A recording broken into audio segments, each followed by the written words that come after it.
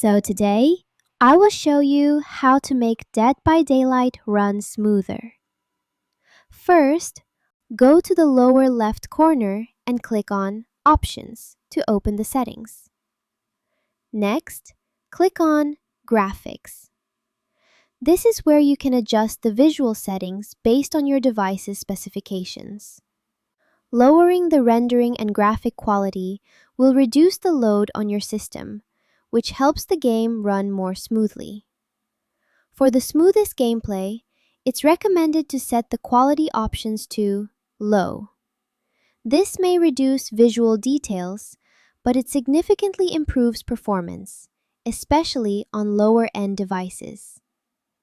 If you want to go back to the original settings at any time, you can simply click Restore Default to reset everything. And that's it! That's how you make Dead by Daylight run smoother.